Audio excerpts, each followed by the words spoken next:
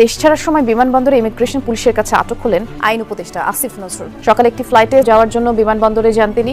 Immigration checking এর সময় তাকে আটক করা। অন্তর্বর্তীকালীন সরকারের সাবেক আইন উপদেষ্টা আসিফ নজরুল এবং তার ব্যক্তিগত সচিব মাসুমের বিরুদ্ধে শত কোটি টাকার দুর্নীতির অভিযোগ উঠেছে। অন্তর্বর্তীকালীন সরকারের সাবেক উপদেষ্টা আসিফ নজরুল এর দুর্নীতির অনুসন্ধান চেয়ে দুর্নীতি দমন কমিশনের চেয়ারম্যান বরাবর একটি আবেদন করেছি।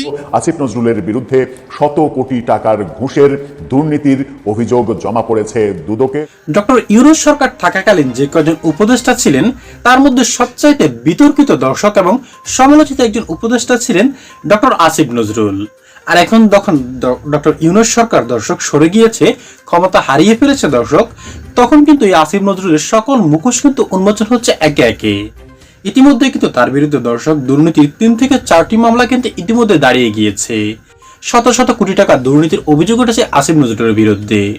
এমনকি দর্শক সুইস ব্যাংকে তার অ্যাকাউন্টে রয়েছে দর্শক এমন একটি প্রমাণও কিন্তু মিলেছে, যার ফলে এখন এই আসিফ নজরুল দর্শক দেশের টাকা আত্মসাৎ করায় দেশের যে বর্তমান সংকটকালীন মুহূর্ত দর্শক, এই সংকটকালীন মুহূর্তের জন্য দর্শক এই আসিফ নজরুলকে কিন্তু সবচাইতে বেশি দায়ী করা হচ্ছে। যার ফলে আসিফ নজরুলের দর্শক যে টাকাগুলি দুর্নীতি করে সে পাচার করেছে দর্শক, সেই টাকাগুলি ফিরিয়ে আনার জন্য এবং তার সর্বোচ্চ শাস্তির জন্য কিন্তু দর্শক ইতিমধ্যেই কিন্তু জনগণ অনেকেই কিন্তু দাবি জানাচ্ছেন। তবে সে কত টাকা দুর্নীতি করেছে দর্শক এবং তার বিরুদ্ধে কি কি আইনে কি কি মামলা হয়েছে সেটার বিস্তারিত নিয়ে আমরা খুবই গুরুত্বপূর্ণ একটি রিপোর্ট আপনাদের জন্য সাজিয়েছি। এবং এই আসিফ নজরুলের এই আইনে দর্শক কি সাজা হতে পারে সেটাও কিন্তু দেখতে পাবেন আমাদের আজকের এই রিপোর্টটিতে। তাই আপনার কাছে অনুরোধ থাকবে দর্শক, ভিডিওতে একটি লাইক দিয়ে অবশ্যই সম্পূর্ণ রিপোর্টটি শেষ পর্যন্ত দেখবেন। তবে কিন্তু এই গুরুত্বপূর্ণ নিউজটির দর্শক একেবারে ভালো করে আপনি সম্পূর্ণ বুঝতে পারবেন। তাহলে চলুন সম্মানিত প্রিয় দর্শক, আগে আপনাকে সেই রিপোর্টটি দেখিয়ে নিয়ে আসি আসিফ নজরুল সম্পর্কে। অন্তর্বর্তীকালীন সরকারের সাবেক উপদেষ্টা আসিফ নজরুল এবং তার পিএস শামসুদ্দিন মাসুম এর দুর্নীতির অনুসন্ধান চেয়ে দুর্নীতি দমন কমিশনের চেয়ারম্যান এবং কমিশনার অনুসন্ধান বরাবর একটি আবেদন করেছি। একটি পত্রিকায় প্রকাশিত হয়েছে।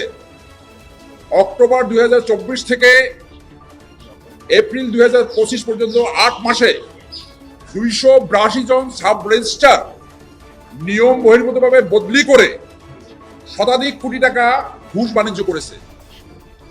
এবং কখনো কখনো এমন হয়েছে 3 মাসের মাথায়, এমনকি 3 দিনের মাথায়ও এ গ্রেডেরটা সি গ্রেডে, বি গ্রেডের সি গ্রেড অথবা সি গ্রেডের যে সাব রেজিস্ট্রার তাদেরকে এ গ্রেডে, অর্থাৎ কোনো নিয়ম নীতি তোয়াক্কা করা হয়নি। এছাড়াও এই শামসুদ্দিন মাসুমের দুর্নীতি তত্ত্বাবধায়ক সরকারের সময় ছড়িয়ে পড়ছে, এটা ওপেন সিক্রেট, সবাই জানে যে কোথায় কোথায় সে দুর্নীতি করেছে। আমরা বিশ্বাস করতে চাই আসিফ নজরুল সাহেব এই দুর্নীতির সাথে যুক্ত, কিন্তু যেহেতু পত্রিকায় লিড নিউজ হয়েছে, আমার এই আজকে আবেদনের ভিত্তি হলো এই পত্রিকার লিড নিউজ আপনারা দেখতে পাচ্ছেন, লিড নিউজ। এই লিড নিউজে যেহেতু তার নাম আসছে, আমি আশা করব উনি একজন শিক্ষক মানুষ, উনি এই অনুসন্ধান ফেস করে উনি জাতির সামনে দেখাবেন এবং তার এই ঘটনা আমাদেরকে স্মরণ করিয়ে দেয় 2001 সালের যে কেয়ারটেকার গভর্নমেন্ট আসছিল, সেই সময় একজন বিচারক, একজন অ্যাডভাইজার ছিলেন। সেই বিচারকের জামাই এবং ছেলে এক রাত্রে 100 সাব রেজিস্ট্রার পোস্টিং করে বিভিন্ন জায়গায় ট্রান্সফার করে শত কোটি টাকার দুর্নীতি করেছিল। সেইটা সেই সময় তদন্তে আসছিল। যে পরিবর্তনের আকাঙ্ক্ষায় 5 আগস্ট সংঘটিত হয়েছে, একজন তত্ত্বাবধায়ক সরকারের অ্যাডভাইজারের বিরুদ্ধে যদি এই অভিযোগ আসে, এটা জনস্বার্থে, দেশের স্বার্থে, এটা অবশ্যই অনুসন্ধানের মাধ্যমে নিষ্পত্তি করতে হবে। সেই জন্য আমরা আজকে এই আবেদনটা করেছি। আশা করি দুর্নীতি দমন কমিশনের চেয়ারম্যান এবং নতুন কমিশন যখন আসবে, তারা অতি গুরুত্বের সাথে এই বিষয়টি অনুসন্ধান করবে এবং আইনগত ব্যবস্থা গ্রহণ করবে। এবং দুর্নীতি দমনই হইল আমাদের বিধিবদ্ধ সংস্থা, এটাকে অনুসন্ধান করা। অনুসন্ধান ব্যতীত ওনার এই ক্লেম তো প্রতিষ্ঠিত হবে না।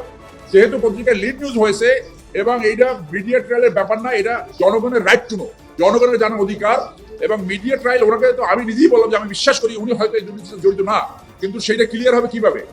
একমাত্র দুর্নীতি দমন কমিশনের অনুসন্ধান শেষে আমরা উনি ক্লেম করতে পারবে উনি এই দুর্নীতির সাথে জড়িত কিনা। ওনার স্টাফ যদি উনি নিয়ন্ত্রণ না করতে পারে, এমনকি এই তথ্য আমাদের কাছে আসছে সেটা আমরা বলি না যে ওনার লাইব্রেরিয়ান পর্যন্ত এই পোস্টিং বাণিজ্য, অনুরোধ বাণিজ্য, নির্দেশ বাণিজ্য, এই অনুরোধ বাণিজ্য কি আপনি এই কাজটা করে দেন, এমন তথ্য আমাদের কাছে আসছে। এই যে শামসুদ্দিন মাসুম, সে দুর্নীতি দমনের একজন অফিসারকে একটা রিকোয়েস্ট করেছে, সেই রিকোয়েস্ট সে রাখে নাই বইলা তাকে সেখান থেকে বদলি করেছে। তার ভয়াবহ, তার মাত্রা এমন ছিল, তার ক্ষমতার দাপট এবং ক্ষমতার অপব্যবহার এই পর্যায়ে ছিল একজন অফিসারকে কি রিকোয়েস্ট করছে, আপনি অমুকের মামলাটা আপিল করবেন না। আপিল করা না করা তার এখতিয়ার না, আপিল করা একটা আইনি প্রক্রিয়া। সেই অনুরোধ রাখেনি বলে তাকে সেখান থেকে বদলি করে দেয়। দুদিন আগেই বিবিসি বাংলার সঙ্গে সাক্ষাৎকারে সাবেক মেটিকুলাস উপদেষ্টা আসিফ নজরুল, যিনি বাংলাদেশের 12টা বাজিয়ে গেছেন 1.5 বছরে এবং আইন এবং বিচার ব্যবস্থার 12টা বাজিয়ে গেছেন 1.5 বছরে, সেই আসিফ নজরুল চ্যালেঞ্জ নিয়েছিলেন দুদকের কাছে, বিভিন্ন সংস্থার কাছে, যে তার কোনো দুর্নীতি নেই, পারলে প্রমাণ করেন। সেই চ্যালেঞ্জের 2 দিনের মাথাতেই আমরা এবার দেখলাম প্রকাশ্যে আসলো। আগেও তার নামে অভিযোগ এসেছে, কিন্তু সেই নামগুলো আমরা জানতে পারিনি। এবার একেবারে প্রকাশ্যে জানিয়ে দেওয়া হলো এবং প্রকাশ্যে খবর আসলো আসিফ নজরুলের বিরুদ্ধে শত কোটি টাকার ঘুষের দুর্নীতির অভিযোগ জমা পড়েছে দুদকে এবং দুদকের কাছে এর বিচার চাওয়া হয়েছে।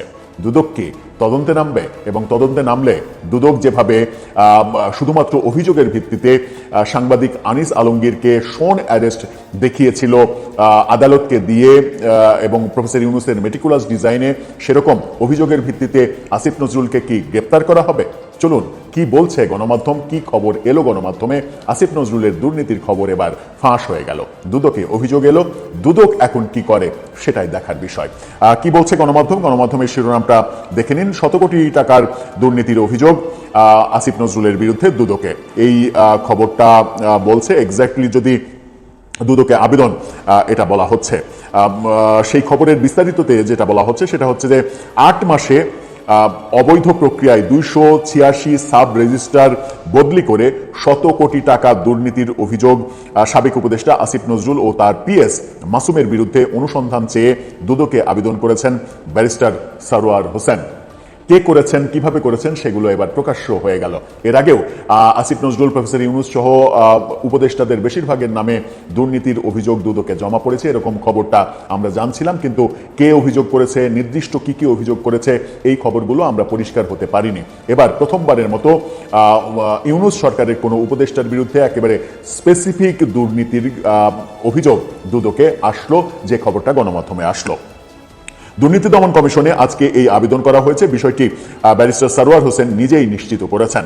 আবেদনে বলা হয়েছে, একটি দৈনিক পত্রিকায় খবর প্রকাশিত হয় যে অন্তর্বর্তী সরকারের আমলের 8 মাস আইন মন্ত্রণালয়ে শুধু সাব রেজিস্ট্রার বদলিতেই ঘুষ লেনদেন হয়েছে শত কোটি টাকা।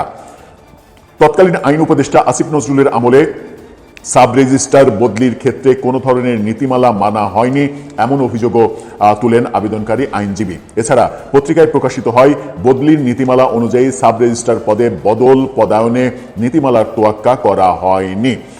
আসিফ নজরুলের বিরুদ্ধে সাব রেজিস্ট্রি অফিস নিয়ে এই যে দুর্নীতি, শত কোটি টাকার বাণিজ্য, এই অভিযোগ যখন আসছে তখন আসিফ নজরুল আইন উপদেষ্টা থাকাকালীন আন্তর্জাতিক অপরাধ ট্রাইব্যুনালে হাজার হাজার কোটি টাকা ঘুষ লেনদেন হয়েছে, যেগুলো আমরা দেখেছি, মানে অভিযোগ করতে দেখেছি। এবং মানে ওই চৌধুরী আবদুল্লাহ আল মামুন, হাসিনা সরকারের যে পুলিশ প্রধান, তাকে রাজসাক্ষী করার বিনিময়ে এবং তাকে সাজা কম, মাত্র 5 বছরের সাজা যখন শেখ হাসিনার মৃত্যুদণ্ড, তখন আবদুল্লাহ আল মামুনের মানে একই অপরাধ করে 5 বছরের সাজাতে নিয়ে আসা, এর বিনিময়ে হাজার কোটি টাকার লেনদেন হয়েছে। এবং সেই লেনদেনটা সাবেক চিফ প্রসিকিউটর এবং আইন উপদেষ্টা আসিফ নজরুল, এই দুজন মিলে, গুরু শিষ্য এই দুজন মিলে করেছেন, এরকম অভিযোগ শুনেছি আমরা। এছাড়া আন্তর্জাতিক অপরাধ ট্রাইব্যুনালের প্রসিকিউটররা যে দুর্নীতি এবং ঘুষ বাণিজ্য করেছেন, এগুলো এখন ওপেন সিক্রেট। এবং এই যে আসিফ নজরুলের পছন্দ মতো প্রসিকিউটরদের নিয়োগ দেওয়া, বিচারক নিয়োগ দেওয়া, এই নিয়োগ এবং এই নিয়োগের মাধ্যমে যে বাণিজ্য করা, বিচারকদের বদলি, বিচারকদের মবের ভয় দেখিয়ে চাকরিচ্যুত করার বদলি, 25 জন বিচারককে বাধ্যতামূলক অবসর দেওয়া, বেআইনিভাবে বহু বিচারককে বিভিন্ন কাজ করতে বাধ্য করা, বিচারকদের বিভিন্ন জায়গায় মানে সুবিধাজনক জায়গায় পদায়ন করা, আইন মন্ত্রণালয়ের বিভিন্ন সেক্টরে এরকম বাণিজ্য এবং দুর্নীতির অভিযোগ আসিফ নজরুলের বিরুদ্ধে শোনা যাচ্ছিল। এবার একটি বিষয়ে স্পেসিফিক আবেদন আসলো, দেখার বিষয় দুদক এই ব্যাপারে তদন্ত করে কিনা, নাকি দুদক প্রমাণ করবে যে রাজার বেলায় এক আইন, প্রজার বেলায় এক আইন, মানে ওই দাসীর বেলায় এক আইন, মানে মৌলবীর বেলায় এক আইন, এই ব্যাপারগুলো যেটা আফগানিস্তানে আইন হিসেবে পাশ হয়েছে, সেই পদ্ধতিতে দুদকও নিজেদেরকে প্রমাণ করবে কিনা, সেটাই এখন দেখার বিষয়। দর্শক, আপনার কাছে কি মনে হয়? বিশ্বাস হয় মেটিকুলাস আসিফ নজরুল এই শত শত হাজার হাজার কোটি টাকার দুর্নীতি করেছেন? হ্যাঁ দর্শক, ক্ষমতায় বসার মাত্র 2 মাসের মাথায় কিন্তু সমালোচনার শিকার হতে থাকেন এই আসিফ নজরুল। এমনকি দর্শক অন্তর্বর্তীকালীন সরকার প্রধান ডক্টর ইউনূসকে সরিয়ে নিজেও কিন্তু দর্শক সরকার প্রধান হতে চেয়েছিল। এমনই কিন্তু বেশ কয়েকটি প্রমাণ কিন্তু সাংবাদিক ইলিয়াস হোসেন ভাই দিয়েছিল কিন্তু ক্ষমতা থাকাকালীন এই আসিফ নজরুল। এমনকি দর্শক আওয়ামী লীগের বেশ কয়েকজন নেতাকর্মীকে জামিন এবং দর্শক দেশ থেকে পালিয়ে যেতে সাহায্য করার সুবাদেও কিন্তু নিয়েছেন দর্শক শত শত কোটি টাকা। এমনকি তার বর্তমানে আমেরিকাতে বাড়ি রয়েছে, এটার প্রমাণও কিন্তু দিয়েছেন সাংবাদিক ইলিয়াস হোসেন ভাই। এত সকল অভিযোগ থাকার পর দর্শক, এত টাকা লুটপাট করার পর এখনো তিনি কিভাবে বাইরে থাকেন? দর্শক, এই প্রশ্ন কিন্তু আমার নয়, এই প্রশ্ন কিন্তু দেশের জনগণের। শত শত কোটি টাকা দর্শক লুটপাট করার পরও এখনো কেন তিনি এইভাবে বাইরে? কেন তার বিরুদ্ধে অতি শীঘ্রই দর্শক সরকার ব্যবস্থা নিচ্ছে না? হ্যাঁ, মামলা হয়েছে কিন্তু এখনো কোনো কার্যকরী ব্যবস্থা নেওয়া হচ্ছে না আসিফ নজরুলের বিরুদ্ধে। সম্মানিত দর্শক শ্রোতা, এই রিপোর্টটি দেখার পর এক এক করে যে রিপোর্টগুলি আপনারা দেখেছেন, এগুলি দেখার পর দর্শক আপনার কি মনে হয় এই আসিফ নজরুলের বিরুদ্ধে অবিলম্বে সর্বোচ্চ শাস্তিটুকু দর্শক তাকে দেওয়া দরকার? দর্শক অবশ্যই আপনার মূল্যবান মতামতটুকু লিখবেন আমাদের কমেন্ট বক্সে, এবং এই রিপোর্টটি দেখে কি মনে হয়েছে সেটা অবশ্যই জানাবেন আমাদের কমেন্ট বক্সে। দর্শক আজ এ পর্যন্ত, ভালো থাকবেন সকলে, আশা করি। খোদা হাফেজ।